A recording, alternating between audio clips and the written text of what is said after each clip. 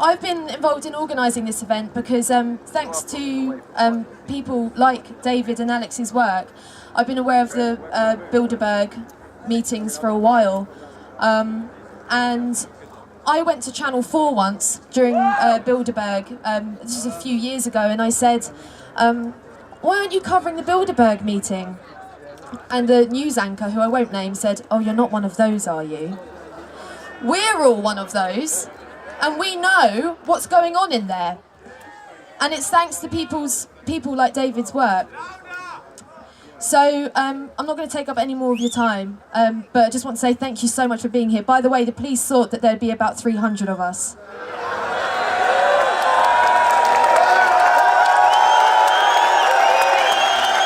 And credit to you for coming out and taking the time out and making your voice heard. It means so much, and I'm glad it's been worthwhile. So I think we're going to give an enormous round of applause for Mr. David Icke.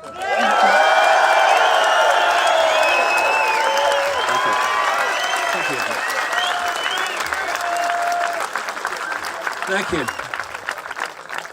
And the people gathered to say, enough! You know, this is a historic weekend. This is an historic moment in the history of uncovering the evil and treachery and conspiracy that has directed and misdirected the lives of humanity for thousands of years. And there's a spirit looking down upon us at the moment, and he's got a big smiling face and he's got a big hat on. And until very recently, we used to know him as Jim Tucker. And Jim Tucker, decades ago, was on the case when no one had virtually heard of the Bilderberg group, let alone what it connects to. And I remember in 1995, long time ago now, that I went to my first Bilderberg location. It was in Switzerland, a place called Bergenstock. And Jim did a round-robin email to not too many people in those days saying the Bilderberg meeting this year is in Bergenstock, Switzerland. Story of my life since my head blew off in 1990. A few weeks earlier, I'd arranged to go and meet and stay with some friends in Switzerland about 2 hours away. So I went down on the first day. It was a big hotel, the three of them, the Park, the Palace and the Grand. It's like something out of James Bond. And there were the guys with the name tags on and all that stuff, putting the fences up. There was virtually no one there. In terms of protest, no one. Jim must have been around somewhere, but I didn't see him. I then, during the actual event itself, when it started, went back. And this time you couldn't even get onto the mountain, never mind close to the hotels. Right in the far distance, you could not see where they were meeting. That's what happened in those days. Well, symbolism is very, very powerful because it visually gives you a fix on where we are. And Bilderberg and everything that it stands for is no longer at the top of the mountain where we cannot see it. We are in its frickin' grounds. And it ain't seen nothing yet. I think the best thing that you can do to understand the world and to understand yourself is to realize it ain't you that's mad. It's the world we live in, and it's the people who run it. That's when the penny drops. Because what we've got is a situation where insanity has become normal. And this is how it happens. You're born into a madhouse, but you're told it's sane. You grow up in a madhouse. There's nothing that you ever see that isn't in the madhouse, And so to you, madness is normal. And when someone comes along and says, this ain't normal, this is madness, they say, you're bloody mad. And you know, the mainstream media, you know, bless their cotton socks, are going to have to come to terms very soon with a simple fact, that the person they abused and ridiculed for nearly a quarter of a century was the one who was sane, and the world they believe in is what is insane. Once we realize that dynamic, the world starts to make sense. The world is upside down, and it's full of evil and slaughter and injustice for a simple reason. We, in our sleep up to this point, have allowed evil people to take control of our world. And it's stayed in control through secrecy and by keeping us in ignorance. But suddenly, the ignorance is dispersing. And what's left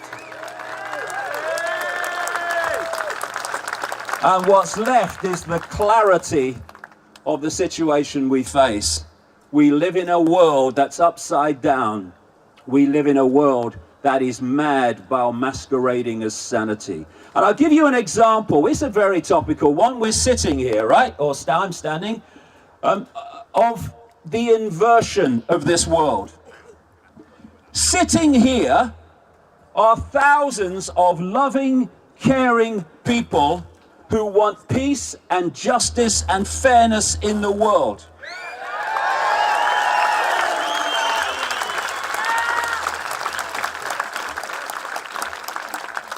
Over there is a hotel full of war criminals, parasites, right? Etc. Bankers, need I say more? I think I pronounced it correctly. And the police are protecting them from us. Police, you should be protecting us from them.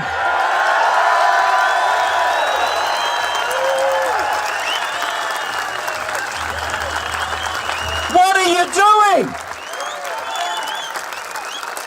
But isn't it funny that so often there are some great policemen, there will be some great policemen around here and some not very nice ones. This is the world we live in. What are you doing?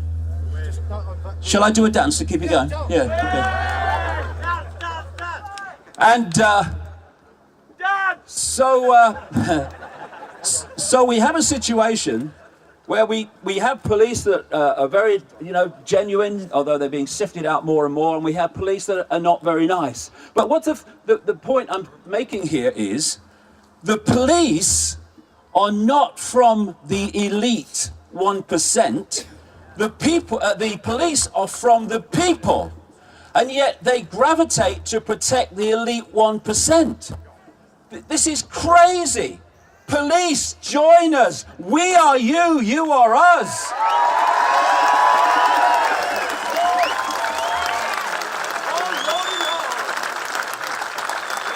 And I'll give you another fantastic inversion.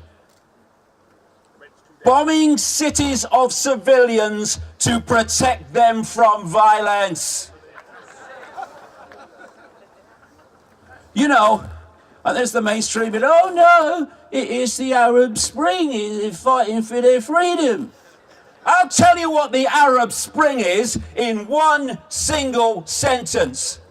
People with brown faces being played off against people with brown faces so that people with white faces can steal their land.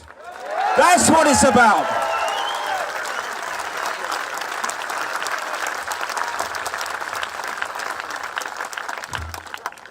And we have an inversion in the media so much that we actually have a newspaper in this country that is owned by a Russian oligarch and a former employee of the KGB, and it calls itself the Independent.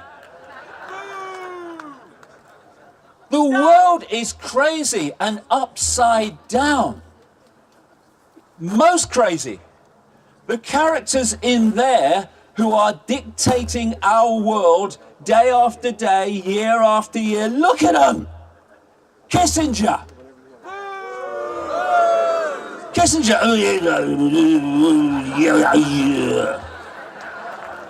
What did he say? I don't know, mate. I have no clue. I've never understood the word the bloody man said.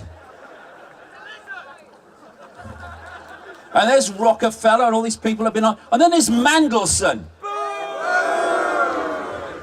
Mandelson. For people watching who are not from this country, Peter Lord Mandelson was the puppeteer of Tony Blair, known as the Prince of Darkness, not without bloody reason. He'll be in there tonight at dinner, Mandelson, rushing to finish his soup before it clots. You know, have you seen Mandelson? I can't work him out. I've never seen anyone with his nose so far in the air who didn't fall over. He walks around as if he's got a putrid smell under his nose all the time. And of course he has, himself. Oh, Ronaldo, there's a big pong in here. Yes, you, darling. Because, you know, corruption, conspiracy and sleaze, Peter, does tend to stink to high heaven. And I've looked at the physics of Peter Mandelson, and I can only work out this. He has got to have some kind of counterweight connected to his dick to keep him from falling over. He has got to. That's what it is. But look at him! Lord Mandelson is in that hotel helping to dictate our lives. Do you know something? It's not that the tail is wagging the dog. It's not that the tail's wagging the elephant. The tail's wagging the planet in terms of the number of people who are doing it and the number of people having it done to them. And this is a great moment of enough, enough, enough.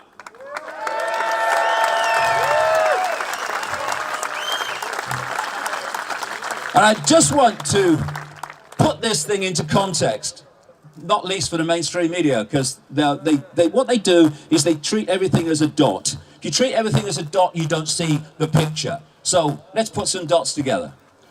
First of all,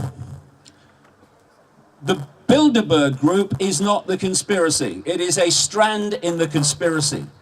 What we're looking at, dictating our lives and pushing us on into this Orwellian nightmare that they have planned, forget it, is that they have a spider and a web structure. The spider in the center of the web is the inner sanctum that no one ever sees, and they dictate, there's very few of them, they dictate through the spider's web. Now each strand in the web is like a secret society, a corporation. It's an organization of some kind. And immediately around the spider are all the real exclusive ones, some of which don't even have names, because if it doesn't have a name, it's much more difficult to pin it down. And it comes out, and it's still in the hidden. And you come through the upper levels of the Jesuits and Opus Dei and of real upper levels of the Freemasons and the Knights Templar, all these people, and you're coming out in the hidden. And then there's a point, a cusp, where the hidden comes into the scene, and the Bilderberg group stands at that point. Before all this work and toil to expose it, it was much more in the hidden. But we pulled it out, and it's at this cusp where it starts from this way out to the edge of the web.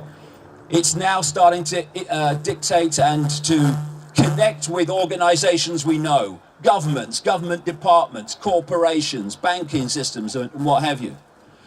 And its job is to take the spider's diktats and turn them into policy playing out through governments and other organizations represented in there. That's its job. And to understand the world, we need to understand two things. One, where do they want to take us?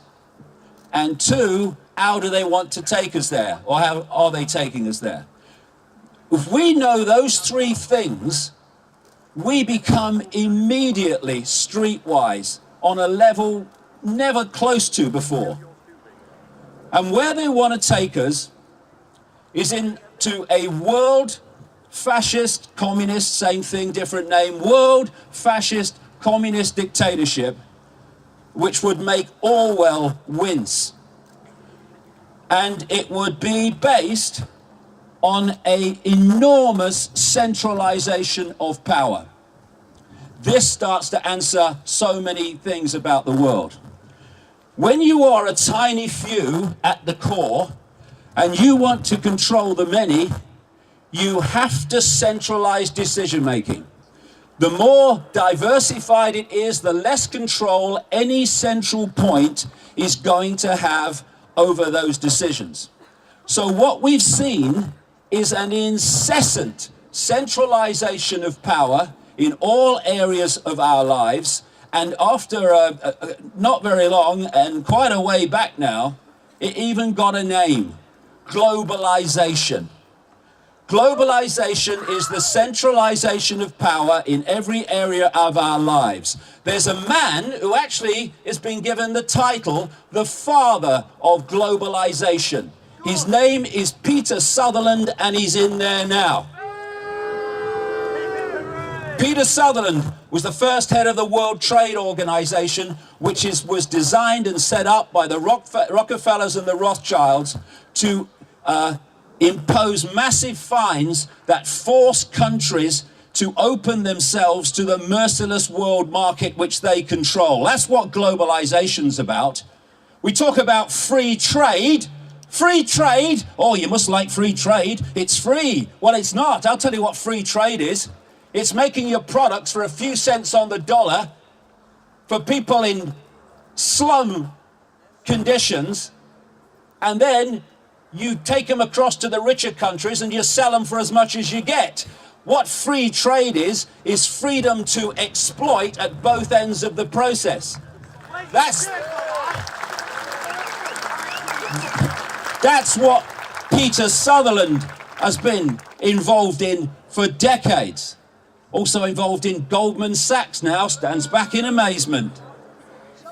And so we've had this incessant centralization of power for a simple reason. And it's got faster for this reason. The more you centralize power, the more power you have to centralize quicker. And so the whole thing goes faster and faster and faster. And so, with the European Union, once we crossed the Rubicon of the Lisbon Treaty, they had assembled enough centralized power within the bureaucracy of the EU to push it on faster and faster and faster as they have since. So the idea is the constant centralization of power to this end. They want a world government which would dictate all global policy that meant anything. They would have a world central bank dictating all finance globally. They would have a single electronic currency that would have no cash, for which there are massive implications for freedom. Look at all the stuff now with the technology. You're seeing it. I was writing about this 20 years ago that it was coming. All these smartphones and stuff. Oh, you don't need to go in the bank anymore. Do it online. Oh, do it from your phone. They're creating the cashless society based on a single electronic currency. And the cashless society means this.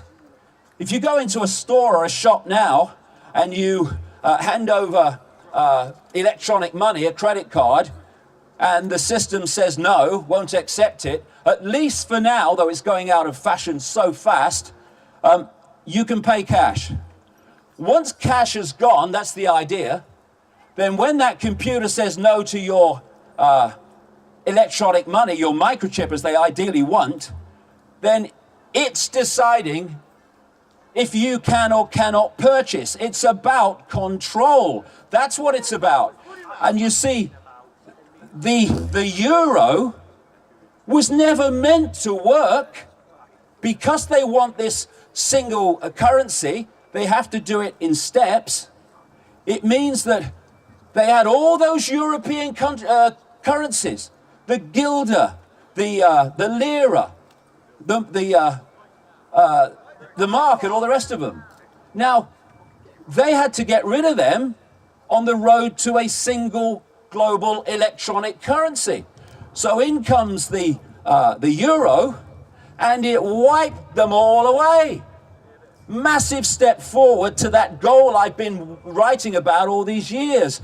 Now, all they need to do is destroy the euro and the world currency in general, and they'll say, well, what we have to do is we have to have a world currency to sort out this problem.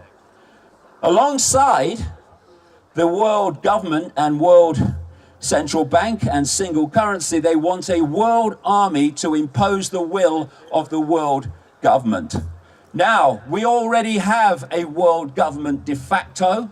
It goes under names like G8 and G20 and all this stuff, UN Security Council. We also have a de facto world army, and it's called NATO, which imposes the will of these people. Send the boys in. So we're seeing it unfold before our eyes, and still the mainstream media can't see it because it can only see dots and not pictures. And there's two techniques that are necessary to understand. Many people will be aware of these here, but I'll go through them for the mainstream media. Because that's the thing, you see. This is the thing. This is what the mainstream media do not understand in their bewilderment at what's happening, is vast numbers of people are now far more informed about the world than they are. This is the point.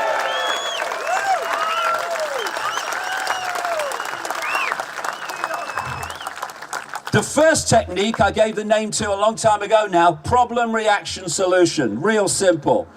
You want to change the world in a way that if you did it openly, there would be a massive response against it. So you don't do it openly.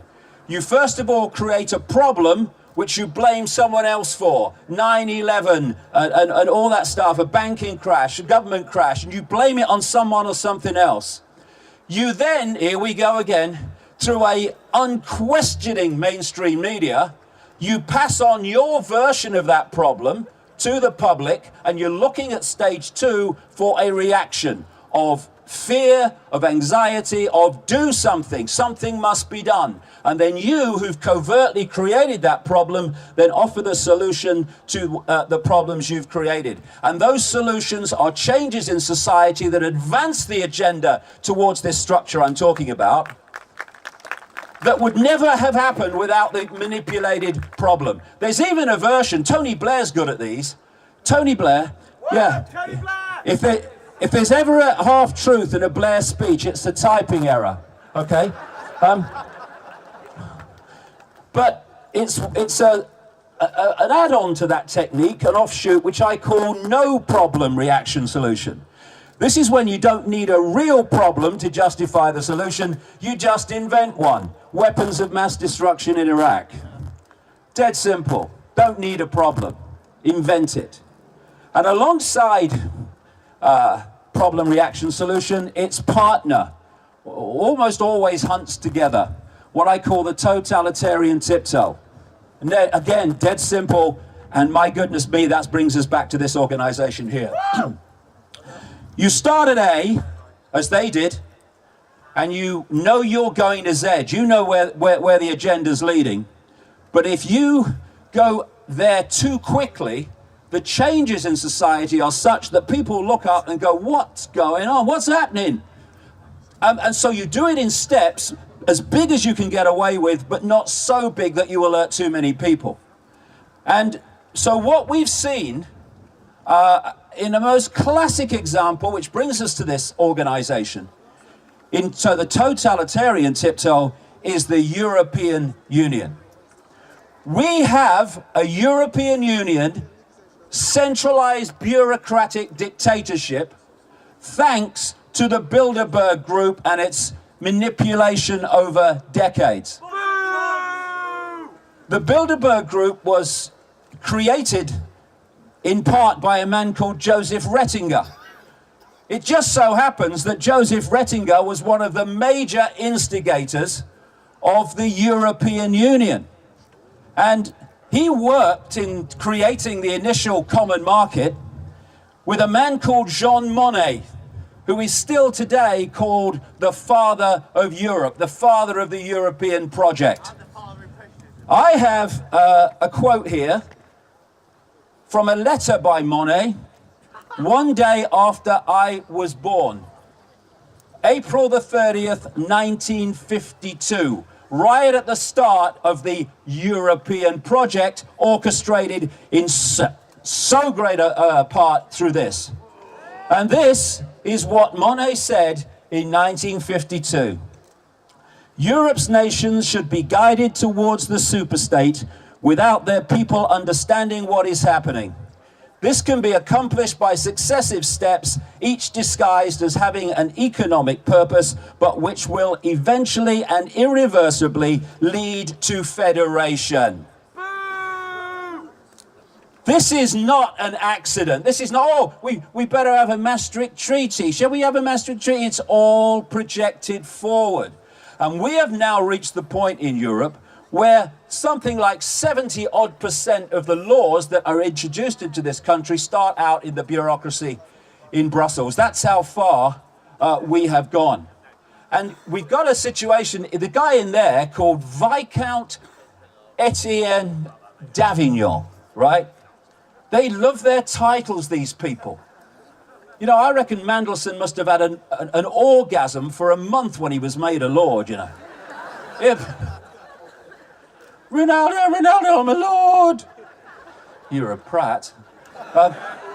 Hey! I can't take that guy seriously. And I've got to say, a non-stop orgasm by Mandelson. I just got a message to my visual senses. Would you please remove the image I now have in my mind, because it's bloody horrible, right? Anyway, the d'Avignon guy said a few years ago, when he was chairman of this bloody lot, that they were involved and instrumental in bringing in the euro. Leaked documents from the 1955 Bilderberg meeting in Germany show that they were talking about the common market at that time and where it was going. So we have a situation here where the media are saying, oh, no, there's no conspiracy, they're just meeting to have a chat. When the evidence is overwhelming that what is decided there comes down into policy that affects all of us. And we have a devastated fishing industry in this country. We have a devastated mining industry. And we have a devastated manufacturing industry because of these people over the decades. Maybe a lot of people don't realize this, but it was proved when documents came to light under the 30-year rule of the British government, when they released documents. Edward Heath, when I was a kid in the 60s, was never off the telly pressing us to join the common market. Edward Heath, major Bilderberger, frontman gopher for the House of Rothschild, especially a guy called Lord Victor Rothschild, who helped to set this thing up.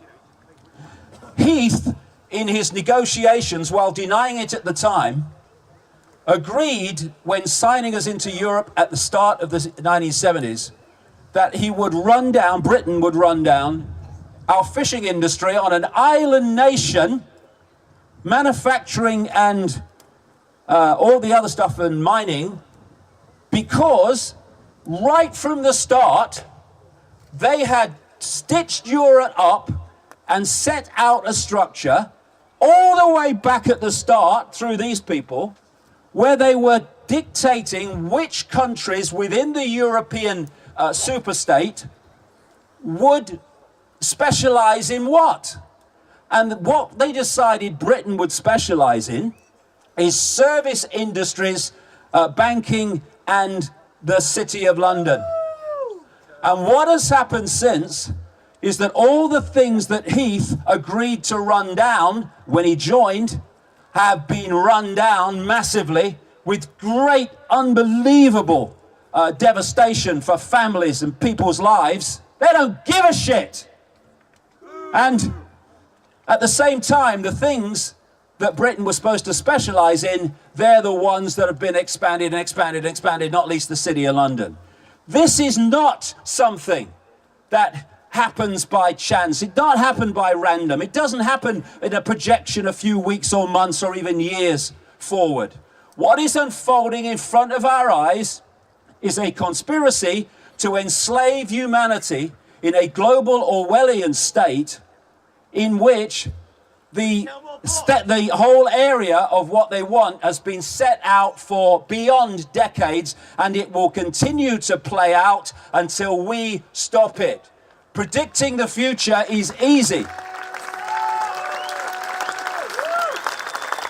Predicting the future is easy when you uncover what the projected agenda is, because if nothing comes in to intervene and stop it, it will happen. That's what makes predicting the future easy. That's why all these things are happening now that were in my books years ago. It's not because you're a bloody prophet, but unless we stop it, it unfolds. Our role now, it's coming to our attention, is to stop it and put the spanner in the works. And we have the power to do it.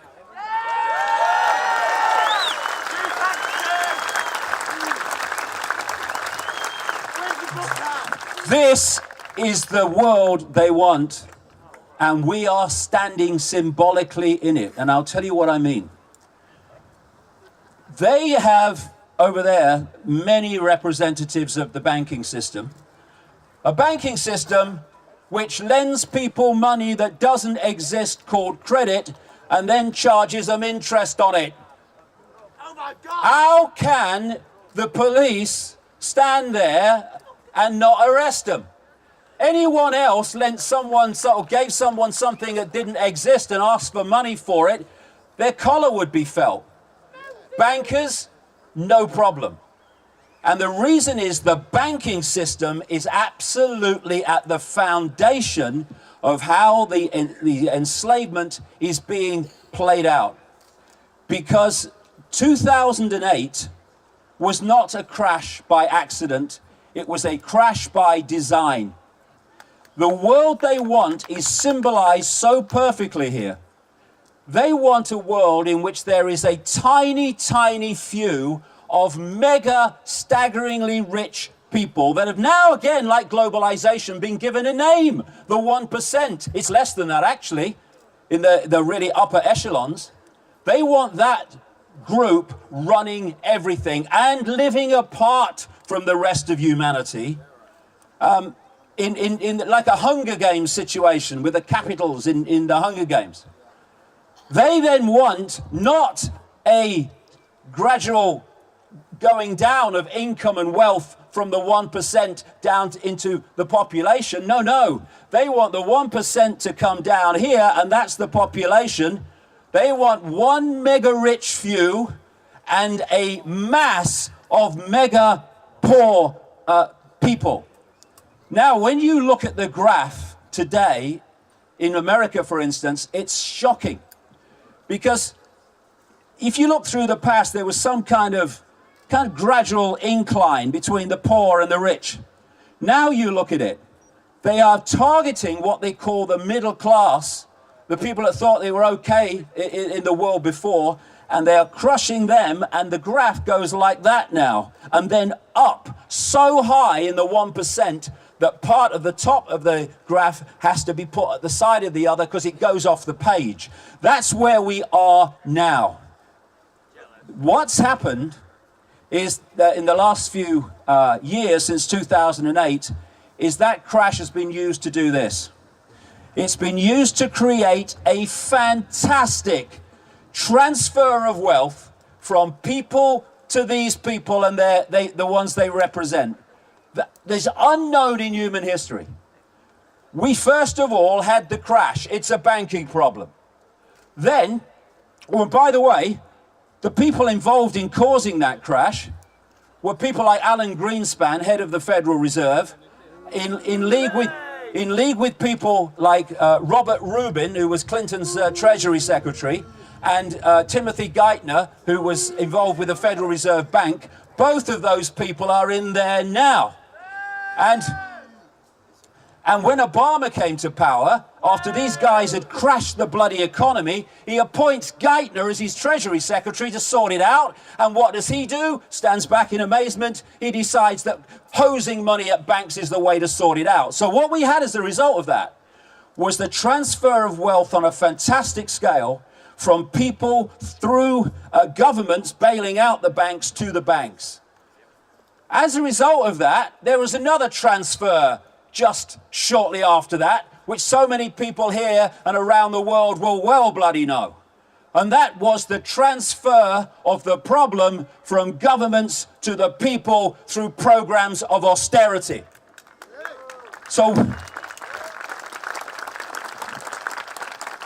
and as a result of what happened in Cyprus, we're going to the next stage now.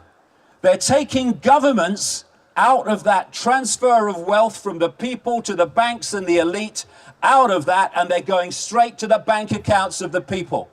And that precedent set in Cyprus means that when the next banking crash comes, they're probably organizing it now, they'll say, well, we can't bail out, government's saying, we can't bail out the banks after what's happened in Cyprus. It won't be fair. You've got to go to the bank accounts of the people. And this is the idea. And what they're doing is they are stealing the money of the masses to create this structure that I've just described. And so I say this to people around the world who think they're okay, who think it's not their problem, who think, oh no, I'm making a few quid, I've got a nice house. I tell you, ladies and gentlemen, if you're not part of this network, they want your money too. So join us, come together.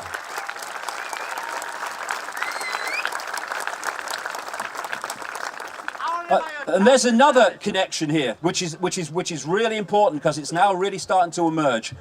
In there are high-tech people like Eric Schmidt, the executive chairman of Google, who not by coincidence have had a conference at this very hotel very recently. There is a program which has been unfolding for as long as you can see going back, of turning humans into robots, turning humans into software programs. Up to this point, modern times, last few years, it's been done by programming their perceptions so that they see the world the way they want them to see it. If you can program someone's perceptions, you program their belief, you program their behavior. Perception is the stadium on which the whole thing's played out. What they want to do now, and are in the process of doing, is going another stage beyond just programming perception. They want technology inside the human body and interacting with the human body so that the human body ceases to be what it currently is in terms of its ability to perceive itself and the world. And Google is absolutely at the forefront of this. Along with a world government, world central bank, world army, etc., single currency, they want a microchipped population which would have external control of the physical mind, not that there is any physical, mind, body, emotions. Now, what Google is there for is to develop this technology, and people like the Bilderbergers, some of them, especially politicians, are there to sell this technology, is to introduce it into society with us thinking it's a good thing. And you look at now how fast humans have become almost partly connected to machines. You walk down a station platform in the morning. Oh, look at that. It's the thing here. What's that? What is that? Did that grow? Was he born with that? What's going on? You know, oh, I'm just going to Twitter. I'm just going to Twitter the fact that I'm going to the toilet and I'll be back in a minute. All right. Are you going to tell them if it's a number 1 or a number 2? I mean, it's too much information, man, you know.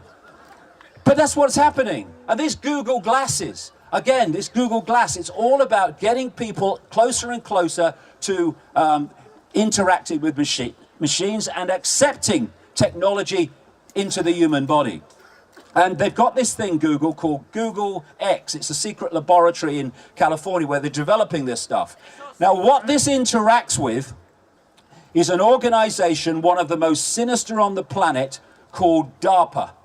DARPA is the technology development arm of the Pentagon. It's developing all this stuff to take us over technologically, to create robot armies and all the rest of it. Interesting that the head of DARPA, until relatively recently, was a lady called Regina Duggan. She ran this sinister organization, DARPA.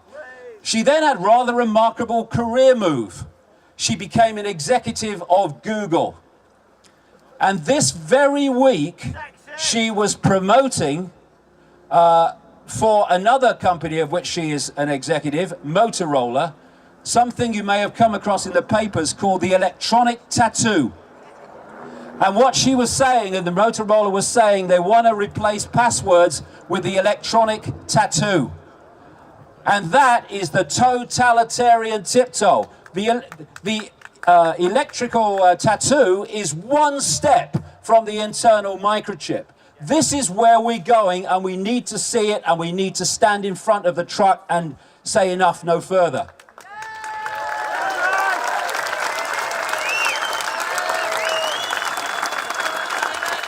So, in all these different and various ways, this is why it's so vital to connect dots to see the picture.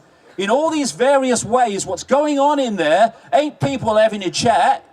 It's people in all these different subject areas developing a coordinated, agreed policy that can be played out in the public arena while manifesting, as all know, it's just random. This government's decided that, that government's decided that, when it's all coming out from the spider. So, we are here today at a fantastic moment because never ever in the history of this crowd have they faced a crowd as big as this knowing what they're on about.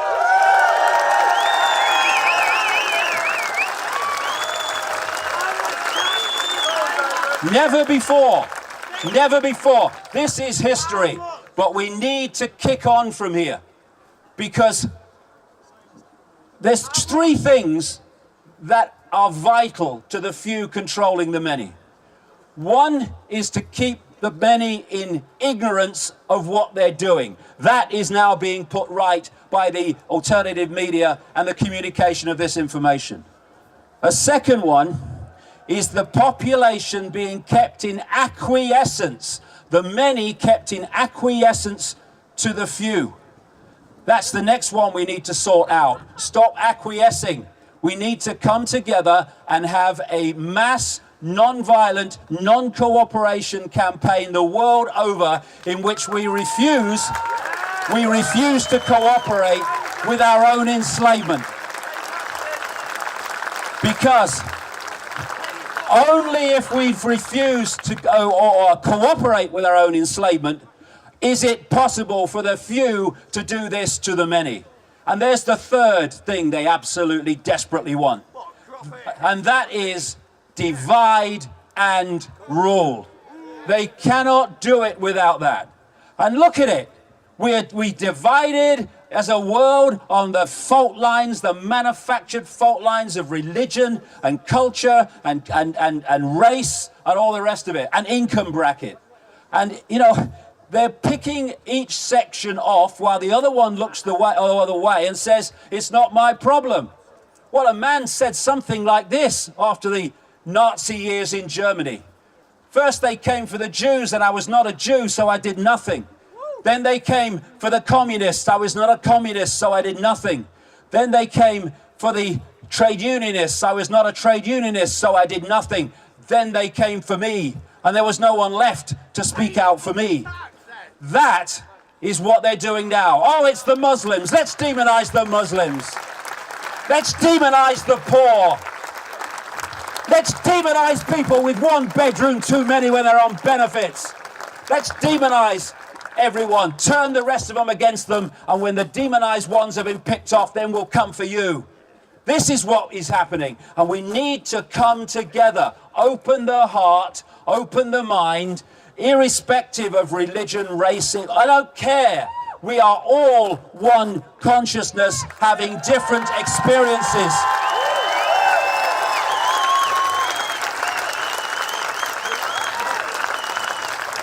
Now we have got to the key. And the key is that we are infinite awareness, all the same consciousness, having different experiences, but we have to be persuaded and manipulated by what that represents, that we are just our name, our body, and our life story.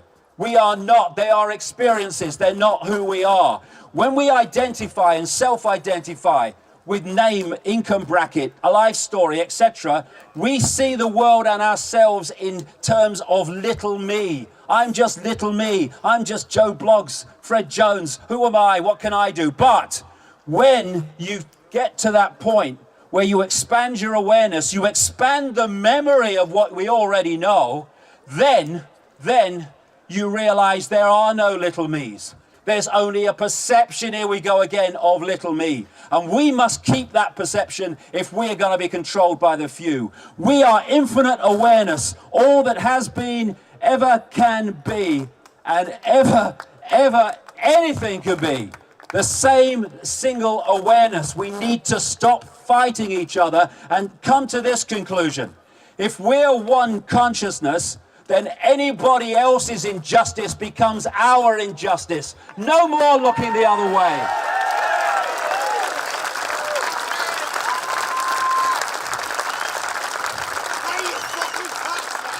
You know, it's so simple. If you see a problem, you can try to find a solution to it. We're drowning in those blooming things. So why don't we do the sensible thing, which is to remove the cause of the problem?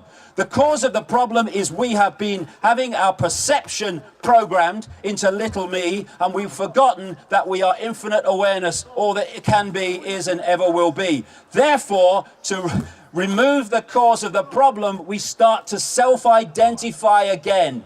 Who is I? What is the I? No, it's not Charlie Jones. It's infinite awareness, infinite power, infinite love, infinite capacity to dictate our own reality instead of having it dictated to us. This is the power we have. We have the power. That's a house of cards. The people it's manipulating, silly sods, are the ones that are holding it up there. We need to stop doing that, and there'll be a very loud bang, and it will be over. And this is a major, major step to that loud bang. We're reaching now. You know, I don't quote Churchill very much for many reasons, but one thing he said, I think it was in 1942 at the State of the War, he said, "This is not the end, nor even the beginning of the end, but it is perhaps the end of the beginning." I suggest that this moment marks the end of the beginning.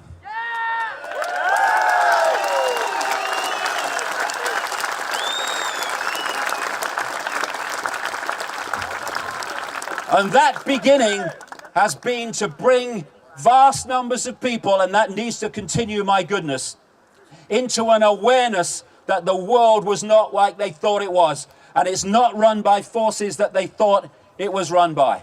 That's now reached clearly a point all over the world, and my goodness, I can tell you because I work on it all day, the bloody graph is going skywards in terms of people waking up to their true nature.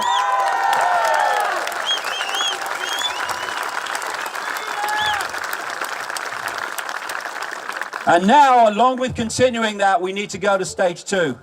And that is to cease to acquiesce and cease to submit with that which we're now aware of. No more fear of authority. No more fear of anything.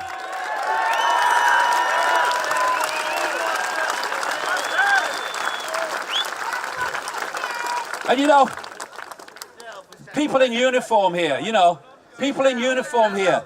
You have children and grandchildren that are going to have to live in the world that I'm describing and that which you are protecting. Not that it needs to be, we don't want any problem, but we don't do what they do there.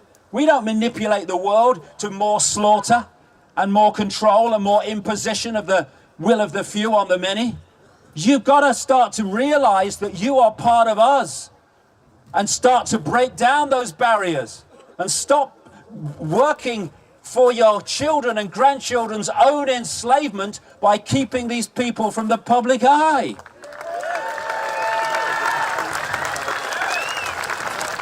I say that to soldiers, troops, you're going abroad to lands with brown faces and you're devastating them, not for your country, but for those that are controlling your country, dictating to your country and seeking to enslave your country for your children and grandchildren.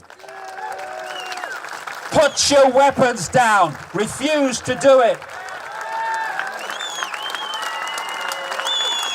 This is the next stage where we stop playing a part in the enslavement of ourselves. And you know, there was a mantra song that I came across a long time ago, which just had 4 lines, so appropriate now. It went, we are the power in everyone. We are the dance of the moon and the sun. We are the hope that will never hide.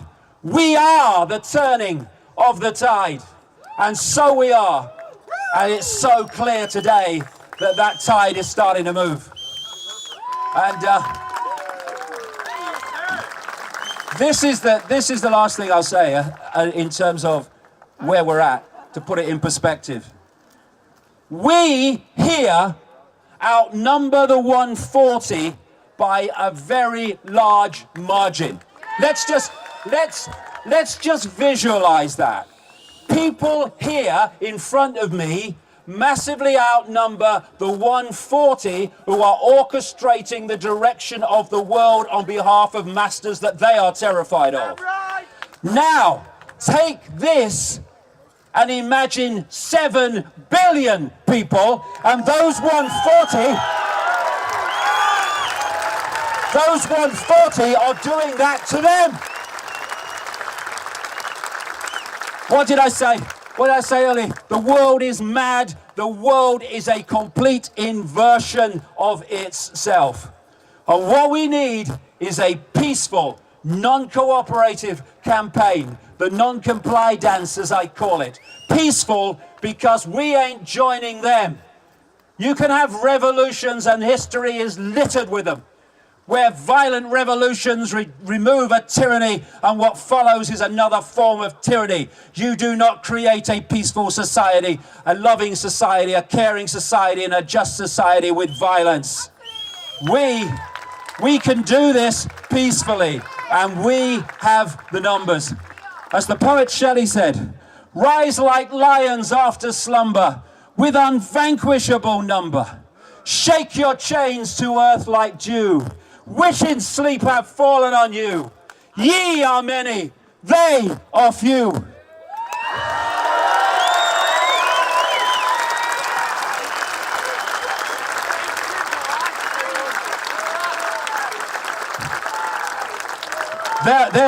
Every time the Bilderberg group meets, they send out messages to the world. We are the ones sending out messages from this Bilderberg 2013. And it is, we ain't having it anymore. We know what you're doing. We're not having it. Human race, get off your knees, because the lion sleeps no more. Thank you.